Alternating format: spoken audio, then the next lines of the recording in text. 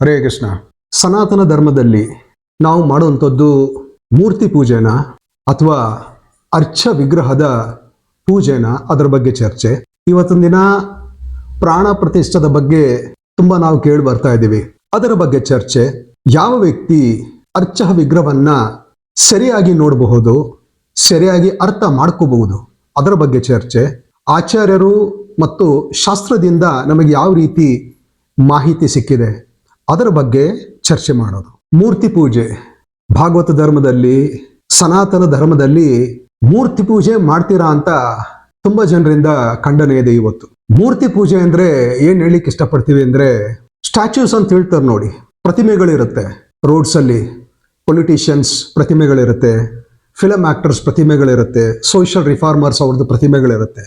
ಅದು ಒಂದು ರೀತಿ ಪ್ರತಿಮೆ ಪೂಜೆ ಅಥವಾ ಮೂರ್ತಿ ಪೂಜೆ ಅಂತ ಹೇಳ್ಬೋದು. ತಾಂತ್ರಿಕ ಪೂಜಾ ಅಂತ ಹೇಳ್ತಾರಲ್ಲ, ಒಂದು ರೀತಿಯ ಗೊಂಬೆಯನ್ನ ಮಾಡಿ ಅದರಿಂದ ಒಂದು ರೀತಿಯ ಕಾರ್ಯಗಳನ್ನ ಮಾಡ್ತಾರಲ್ಲ, ಅದನ್ನ ಒಂದು ರೀತಿಯ ನಾವು ಐಡಲ್ ವರ್ಷಿಪ್ ಅಥವಾ ಮೂರ್ತಿ ಪೂಜೆ ಅಂತ ಹೇಳ್ಬೋದು. ಈ ರೀತಿಯ ಪೂಜೆಗಳು ಭಾಗವತ ಧರ್ಮದಲ್ಲಿ, ಸನಾತನ ಧರ್ಮದಲ್ಲಿ ಮೇಲೆತ್ತಿಡ್ದಿಲ್ಲ. ಆದ್ರೆ ದಿನನಿತ್ಯ ನಮ್ಮ ದೇವಸ್ಥಾನಗಳಲ್ಲಿ, ನಮ್ಮ ಸಂಸ್ಕೃತಿಯಲ್ಲಿ ದೇವಸ್ಥಾನದಲ್ಲಿ ಪೂಜೆ ಮಾಡ್ತೀವಲ್ಲ, ಅದು ಏನು ಹಂಗಂದ್ರೆ, ಅದಕ್ಕೆ ಶಾಸ್ತ್ರದಿಂದ ನಮಗೆ ಮಾಹಿತಿ ಯಾವ ರೀತಿ ಸಿಗುತ್ತೆ ಅಂದ್ರೆ, ಅದಕ್ಕೆ ನಾವು ಅರ್ಚ ವಿಗ್ರಹ ಪೂಜಾ ಅಥವಾ ಅರ್ಚ ವಿಗ್ರಹ ಸೇವಾ ಅಂತ ಹೇಳ್ತೀವಿ. ಏನಿದು ಅರ್ಚ ವಿಗ್ರಹ ಸೇವಾ? ಇದು ಹೆಂಗೆ ಡಿಫರೆಂಟು ಮೂರ್ತಿ ಪೂಜೆಯಿಂದ? ಅದರ ಬಗ್ಗೆ ನಾವು ಸ್ವಲ್ಪ ಚೆನ್ನಾಗಿ ಅರ್ಥ ಮಾಡ್ಕೊಳ್ಳಿಕ್ಕೆ ಪ್ರಯತ್ನ ಪಡೋಣ. ಖಂಡಿತ ಅರ್ಚ ವಿಗ್ರಹ ನಾವು ಪೂಜೆ ಮಾಡ್ತೀವಲ್ಲ, ಅದು ಮರದಿಂದ ಮಾಡಿರ್ಬೋದು, ಲೋಹದಿಂದ ಮಾಡಿರ್ಬೋದು, ಅದು ಶಿಲೆಯಿಂದನೂ ಮಾಡಿರ್ಬೋದು. ಅದು ಖಂಡಿತ. ಯಾವ ರೀತಿ ನಾವು ಅರ್ಥ ಮಾಡ್ಕೋಬಹುದು ಅಂದ್ರೆ, ಈಗ ಒಂದು ಪೇಪರ್, ಆರ್ಡಿನರಿ ಪೇಪರ್ ಅಂತ ಇಟ್ಕೊಳ್ಳಿ. ಒಂದು ಆರ್ಡಿನರಿ ಪೇಪರ್ಗೂ ಅಥವಾ ಕರೆನ್ಸಿ ನೋಟ್ ಅಂತ ಹೇಳ್ತೀವಲ್ಲ, ಹಣ ಅಂತ ಹೇಳ್ತೀವಲ್ಲ, ಅದಕ್ಕೂ ವ್ಯತ್ಯಾಸ ಏನಿರುತ್ತೆ? ಎರಡು ಪೇಪರ್.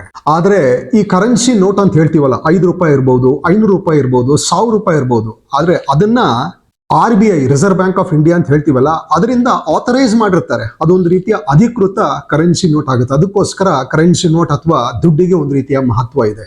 ಆರ್ಡಿನರಿ ಪೇಪರ್ಗೆ ಅಷ್ಟು ಮಹತ್ವ ಇಲ್ಲ.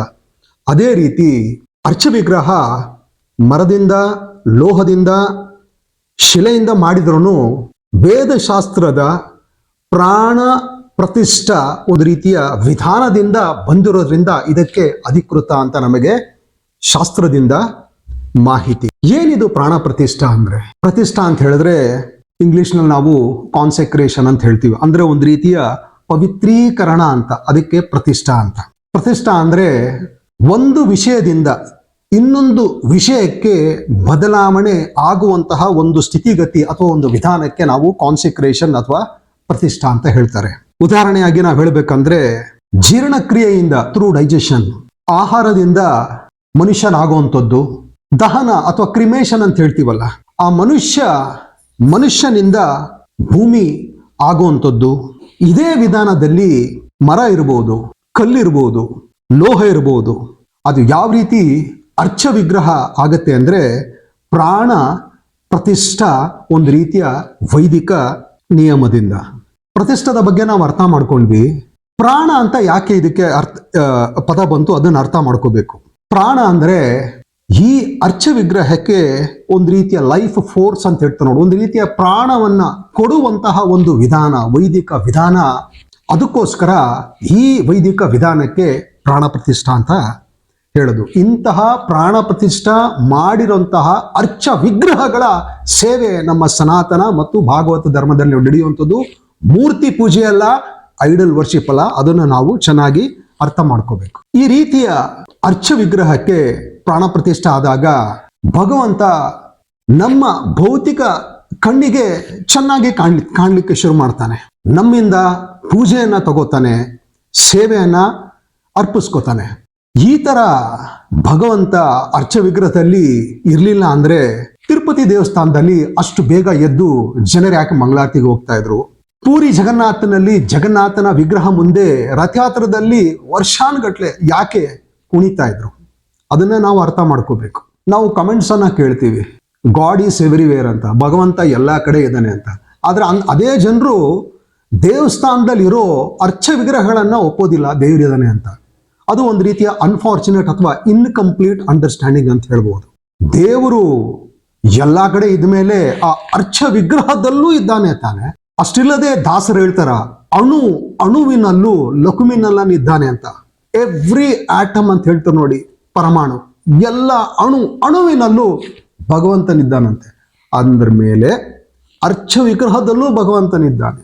ಭಗವಂತನ ಒಂದು ರೀತಿಯ ವ್ಯಾಪಕ ಸ್ವಭಾವ ಅಂತಾರ, by is all pervasive nature ಅಂತ ಹೇಳ್ತೇವೆ ನೋಡಿ. ಅದರಿಂದ ಪ್ರತಿಯೊಬ್ಬರ ಹೃದಯದಲ್ಲಿ ಕುಂತಿದ್ದಾನಂತೆ, ಎಲ್ಲ ಜೀವರಾಶಿಗಳ ಹೃದಯದಲ್ಲಿ ಕೂತಿದ್ದಾನಂತೆ. ಸರ್ವಸ್ವ ಚಾಹಂ ಹೃದಯ ಸನ್ನಿವಿಷ್ಟು, ಎಲ್ಲ ಜೀವರಾಶಿಗಳ ಹೃದಯದಲ್ಲಿದ್ದಾನೆ, ಎಲ್ಲ ಪ್ರಾಣಿಗಳ ಹೃದಯದಲ್ಲಿದ್ದಾನೆ, ಹಕ್ಕಿಗಳ ಹೃದಯದಲ್ಲಿದ್ದಾನೆ, ಎಲ್ಲದರಲ್ಲೂ ಇದ್ದಾನೆ. ಬ್ರಹ್ಮಾಂಡದಲ್ಲೂ ಕೂತಿದ್ದಾನಂತೆ. ಅದಲ್ಲದೆ ಅಂಡಾಂತರಸ್ಥ ಪರಮಾಣು ಛಯಂತರ ಅಸ್ಥಂ ಅಂತ ಹೇಳುತ್ತೆ ಬ್ರಹ್ಮ ಸಂಹಿತದಲ್ಲಿ. ಅಂದ್ರೆ ಪ್ರತಿಯೊಂದು ಪರಮಾಣು ಆಟಮ್ಸ್ ಅಂತ ಹೇಳ್ತೀವಿ ನೋಡಿ, ಅದ್ರ ಎಲ್ಲಲ್ಲೂ ಕುಂತಿದ್ದಾನಂತೆ ಭಗವಂತ. ಎಲ್ಲಾ ಪರಮಾಣುದಲ್ಲಿ ಪ್ರಪಂಚದಲ್ಲಿ ಕುಂತಿರ್ಬೇಕಂದ್ರೆ ಅರ್ಚವಿಗ್ರಹದಲ್ಲಿ ಯಾಕಿರೋದಿಲ್ಲ? ಅರ್ಚವಿಗ್ರಹದಲ್ಲೂ ಕುಂತಿರ್ತಾನೆ. ಅದನ್ನ ನಾವು ಚೆನ್ನಾಗಿ ಬುದ್ಧಿವಂತಿಕೆಯಿಂದ ಅರ್ಥ ಮಾಡ್ಕೋಬೇಕು. ಹಾಗೂ ಈ ಅರ್ಚ ವಿಗ್ರಹಗಳನ್ನ ನೋಡ್ಲಿಕ್ಕೂ ಒಂದು ರೀತಿಯ ವಿಧಾನ ಇದೆ. ಹಾಗೆ ನೋಡುವಂಥದ್ದಲ್ಲ. ಯಾವ ರೀತಿ ನಾವು ಅರ್ಚ ವಿಗ್ರಹಗಳನ್ನ ನೋಡ್ಬೇಕಂದ್ರೆ ಭಕ್ತಿಯ ಮೂಲಕ, ಪ್ರೇಮದ ಮೂಲಕ ಅರ್ಚ ವಿಗ್ರಹಗಳನ್ನ ನೋಡ್ಬೇಕಂತೆ. ಆವಾಗ ಭಗವಂತ ನಮಗೆ ಒಂದು ರೀತಿಯಲ್ಲಿ ಆ ವಿನಿಮಯ ಅಂತ ಹೇಳ್ತಾನೆ ನೋಡಿ, ರೆಸಿಪ್ರೊಕೇಟ್ ಮಾಡ್ಲಿಕ್ಕೆ ಶುರು ಮಾಡ್ತಾನಂತೆ. ನಮ್ಮ ಮಾತುಗಳನ್ನ ಕೇಳ್ತಾನೆ, ನಮ್ಮ ಪ್ರಾರ್ಥನೆಗಳನ್ನ ಕೇಳಿ ವರದಾನವಾಗಿ ಕೊಡ್ತಾನೆ. ಒಂದು ರೀತಿಯ ಸಂಬಂಧ ಬೆಳೆಯುತ್ತೆ ಅಂತ ಹೇಳ್ತಾರೆ. There will be lot of loving exchanges ಅಂತಾರೆ ಶ್ರೀಲ ಪ್ರಭುಪಾದರು. ಅಂದ್ರೆ ಒಂದು ರೀತಿಯ ಶುದ್ಧ ಪ್ರೀತಿಯ ವಿನಿಮಯ ಶುರುವಾಗುತ್ತಂತೆ ಭಕ್ತನಲ್ಲಿ, ಭಗವಂತನಲ್ಲಿ. ಅದು ರೀ ಅರ್ಚ ವಿಗ್ರಹ ಅಂದ್ರೆ. ಮೂರ್ತಿ ಪೂಜೆ ಎಲ್ಲ ನಾವು ಮಾಡುವಂಥದ್ದು ಅರ್ಚ ವಿಗ್ರಹ ಪೂಜೆ. ಅರ್ಥ ಮಾಡ್ಕೋಬೇಕು. ಉದಾಹರಣೆಗಳನ್ನ ಕೊಡಬೇಕಂದ್ರೆ ಭಗವಂತ ಮತ್ತು ಭಕ್ತರ ಬಗ್ಗೆ ಇರುವಂತದ ಸಂಬಂಧದ ಬಗ್ಗೆ ನಾವು ಉದಾಹರಣೆಗಳನ್ನ ಕೊಡಬೇಕಂದ್ರೆ, ಅಷ್ಟಿಲ್ಲದೆ ಶ್ರೀಪಾದ ಮಧ್ವಾಚಾರ್ಯರು ದ್ವಾರಕದಿಂದ ಬಂದಂತಹ ಶ್ರೀಕೃಷ್ಣನ ಅರ್ಚ ವಿಗ್ರಹನ ಪ್ರತಿಷ್ಠಾಪನೆ ಮಾಡಿ ಉಡುಪಿಯನ್ನ ಈ ಜಗತ್ತಿನಲ್ಲಿ ಕೇಂದ್ರ ಬಿಂದು ಮಾಡ್ಲಿಲ್ವೇ? ಅರ್ಥ ಮಾಡ್ಕೋಬೇಕು. ಅಷ್ಟಿಲ್ಲದೆ ಚೈತನ್ಯ ಮಹಾಪ್ರಭುಗಳು ಜಗನ್ನಾಥ ಪೂರಿ ಜಗನ್ನಾಥನ ಮುಂದೆ ರಥಯಾತ್ರದಲ್ಲಿ ಕುಣಿದಂತಹ ಒಂದು ಸನ್ನಿವೇಶ ಅವರ ಮುಂದೆ ಕಾಣಿಸದೇ ಇದ್ದಾಗ ರಥ ಮುಂದೆ ಹೋಗ್ತಾ ಇರಲಿಲ್ಲಂತೆ. ಚೈತನ್ಯ ಮಹಾಪ್ರಭುಗಳು ಬಂದು ರಥವನ್ನ ಮುರಿದಾಗ ಮುಂದೆ ಹೋಗ್ತಾ ಇತ್ತಂತೆ. ಈ ರೀತಿಯ ಒಂದು ಸಂಬಂಧವನ್ನ ನಾವು ಕೇಳಿಲ್ವಾ? ತುಕಾರಾಮರು ವಿಠಲನ ಅರ್ಚ ವಿಗ್ರಹ ಪೂಜೆ ಮಾಡಿ ವೈಕುಂಠದಿಂದ ಪುಷ್ಪಕ ವಿಮಾನವನ್ನ ಮನೆ ಮುಂದೆ ತರಿಸಲಿಲ್ವೇ? ಅದನ್ನ ನಾವು ಚೆನ್ನಾಗಿ ಅರ್ಥ ಮಾಡ್ಕೋಬೇಕು. ಮೇಲುಕೋಟೆ ಚೆಲುವನಾರಾಯಣ ಸ್ವಾಮಿಯ ಬಗ್ಗೆನೂ ನಾವು ಕೇಳಿರ್ತೀವಿ. ಮುಸ್ಲಿಮರ ಕುಟುಂಬದಲ್ಲಿ ಹುಟ್ಟಿರುವಂತಹ ಬಿ ನಾಚ್ಯಾರು ಭಗವಂತನನ್ನು ಉಳಿಸ್ಕೊಂಡು ಭಗವಂತನ ಪಾದದಲ್ಲಿ ಐಕ್ಯರಾಗಿಲ್ವೇ? ಅರ್ಥ ಮಾಡ್ಕೋಬೇಕು. ಕನಕದಾಸರ ಭಕ್ತಿಯಿಂದ ಉಡುಪಿಯಲ್ಲಿ ಭಗವಂತ ತಿರುಗಲಿಲ್ವೇ? ದಾಸ ಶ್ರೇಷ್ಠರಾಗಿಲ್ವೇ? ಅದನ್ನ ನಾವು ಅರ್ಥ ಮಾಡ್ಕೋಬೇಕು. ಒರಿಸ್ಸಾದ ತೋಟ ಗೋಪಿನಾಥ ದೇವಸ್ಥಾನದಲ್ಲಿ ಗದಾಧರ ಪಂಡಿತರಿಗೆ ಎಟ್ಕೋದಿಲ್ಲ, ನನಗೆ ವಯಸ್ಸಾಗಿದೆ ಅಂದ ಕೂಡಲೇ ನಿಂತಿದ್ದ ಭಗವಂತ ಕೂತಿರುವಂತಹ ಅರ್ಚ ವಿಗ್ರಹ ನಾವು ನೋಡೋದಿಲ್ವೇ? ಅರ್ಥ ಮಾಡ್ಕೋಬೇಕು. ಯತ್ರ ಯತ್ರ ಹರಿರ್ ಹರ್ಚ ಸದೇಶಂ ಶ್ರೇಯಸಂ ಪದಂ. ಭಾಗವತದಲ್ಲಿ ನಮಗೆ ಇನ್ಫಾರ್ಮೇಶನ್ ಸಿಗುತ್ತೆ. ಎಲ್ಲೆಲ್ಲಿ ಭಗವಂತನ ಅರ್ಚ ವಿಗ್ರಹ ಇರುತ್ತೆ ಅಂತಹ ದೇಶ, ಅಂತಹ ಸ್ಥಳ ಬಹಳ ಮಂಗಳಕರ, ವೆರಿ ಆಸ್ಪಿಷಿಯಸ್ ಅಂತ ನಮಗೆ ಮಾಹಿತಿ. ಇನ್ನೂ ಒಂದು ಏನು ಅರ್ಥ ಮಾಡ್ಕೋಬೇಕಂದ್ರೆ, ಯಾವ ವ್ಯಕ್ತಿ ಅರ್ಚೆಯನ್ನ ಶಿಲಾ ಅಂತ ತಿಳ್ಕೊಂಡ್ಬಿಡ್ತಾನೆ ಬಹಳ ಒಂದು ರೀತಿಯ ಗೊಂದಲಕ್ಕೆ ಸಿಕ್ಕಾಕೋತಾನಂತೆ. ಪದ್ಮ ಪುರಾಣದಲ್ಲಿ ಮಾಹಿತಿ ಯಸ್ಯವ ನರಕೀಸ, ಒಂದು ರೀತಿಯ ನರಕ ಬಾಧೆಗೆ ಸಿಕ್ಕಾಕೊಂಡ್ಬಿಡ್ತಾನಂತೆ. ಅದಕ್ಕೋಸ್ಕರ ಅರ್ಚ ವಿಗ್ರಹಗಳಿಗೆ ನಾವು ಶಿಲೆ, ಕಲ್ಲು ಅಥವಾ ಮರ ಈ ರೀತಿಯ ಮಾತುಗಳನ್ನು ಆಡೋಂಗಿಲ್ಲ. ಶಾಸ್ತ್ರದ ಮೂಲಕ, ಆಚಾರ್ಯರ ವಾಣಿಯ ಮೂಲಕ ಚೆನ್ನಾಗಿ ಅರ್ಥ ಮಾಡ್ಕೊಳ್ಳಿಕ್ಕೆ ನಾವು ಪ್ರಯತ್ನ ಪಡಬೇಕು. ಶ್ರೀಲ ಪ್ರಭುಪಾದರ ವಾಣಿಯ ಮೂಲಕ ನಾವು ಹೇಳಬೇಕಂದ್ರೆ, ರೂಪ ಗೋಸ್ವಾಮಿಗಳ ಭಕ್ತಿ ರಸಾಮೃತ ಸಿಂಧುವಿನ ಮೂಲಕ ನಮಗೆ ಒಂದು ವಿಷಯ ತಿಳಿಸ್ಕೊಡ್ತಾರೆ. ದೇವಸ್ಥಾನದಲ್ಲಿ ನಾವು ಅರ್ಚ ವಿಗ್ರಹ ಪೂಜೆಯನ್ನ ಮಾಡ್ತೀವಿ, ಸೇವೆಗಳನ್ನ ಸಲ್ಲಿಸ್ತೀವಿ, ಬಹಳ ಬಹಳ ಒಳ್ಳೆಯದು. ಮನೆಯಲ್ಲೂ ನಾವು ಅರ್ಚ ವಿಗ್ರಹ ಸೇವೆಯನ್ನ, ಪೂಜೆಯನ್ನ ಮಾಡಲಿಕ್ಕೆ ನಾವು ಖಂಡಿತ ದಿನನಿತ್ಯ ಪ್ರಯತ್ನ ಪಡಬೇಕು. ಇವತ್ತೊಂದು ದಿನ ತುಂಬಾ ಜನರು ಕ್ಲಬ್ಸ್ಗೆ ಹೋಗ್ತಾರೆ ತಮ್ಮ ಕಾರ್ಯಗಳನ್ನ ಮುಂದುವರಿಸಲಿಕ್ಕೆ, ಡ್ಯಾನ್ಸಿಂಗ್ ಪಾರ್ಟೀಸ್ಗೆ ಹೋಗ್ತಾರೆ, ಸ್ಮೋಕ್ ಮಾಡ್ತಾರೆ, ಮದ್ಯಪಾನಗಳನ್ನು ಮಾಡ್ತಾರೆ, ಪ್ರಾಸ್ಟಿಟ್ಯೂಟ್ಸ್ ಸವಾಸವನ್ನ ಮಾಡ್ತಾರೆ.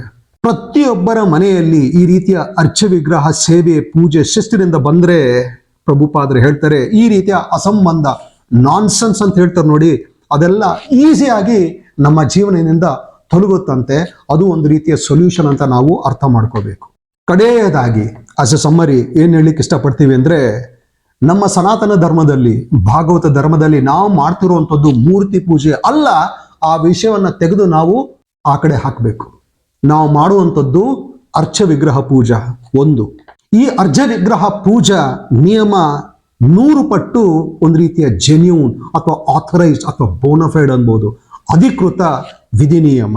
ಅರ್ಚ ವಿಗ್ರಹ 100ಕ್ಕೆ 100 ಪಟ್ಟು ಸಂಪೂರ್ಣ ಸತ್ಯ ಅಥವಾ ಅಬ್ಸಲ್ಯೂಟ್ ಟ್ರೂತ್ ಅಂತ ನಮಗೆ ಮಾಹಿತಿ ಶಾಸ್ತ್ರದಿಂದ. ಪರಮ ಪುರುಷನಿಗೆ ಸೇವೆ ಸಲ್ಲಿಸುವಂತಹ ವಿಧಿ ನಿಯಮ ಅರ್ಚ ವಿಗ್ರಹ. ಅರ್ಥ ಮಾಡ್ಕೋಬೇಕು. ಈ ರೀತಿಯ ಅರ್ಚ ವಿಗ್ರಹದ ಪೂಜೆ ಮಾಡೋದ್ರಿಂದ ನಮಗೆ ಬೇಕಾದಷ್ಟು ಲಭ್ಯ ಅಥವಾ ಬೆನಿಫಿಟ್ಸ್ ಸಿಗುವಂಥದ್ದು, ಅದರ ಬಗ್ಗೆ ನಾವು ಅರ್ಥ ಮಾಡ್ಕೋಬೇಕು. ಈ ರೀತಿಯ ಪೂಜೆಯಿಂದ ಭಕ್ತಿ ಸಿಗುವಂಥದ್ದು, ಭಗವಂತನ ಜೊತೆ ಒಳ್ಳೆಯ ಸಂಬಂಧ ಡೆವಲಪ್ ಆಗುವಂಥದ್ದು, ಶಾಂತಿಯ ಜೀವನ, ಸುಖಮಯ ಜೀವನ, ಯಶಸ್ವಿ ಜೀವನಕ್ಕೆ ಕಾರಣ ಅರ್ಚ ವಿಗ್ರಹ ಒಂದು ರೀತಿಯ ಪೂಜೆ ಅಥವಾ ವಿಧಿ ನಿಯಮ ಅಂತ ನಮಗೆ ಮಾಹಿತಿ. ಶ್ರೀ ಶ್ರೀ ಅರ್ಚ ವಿಗ್ರಹ पूजा की जय। जगतगुरु शील प्रभुपाद की जय।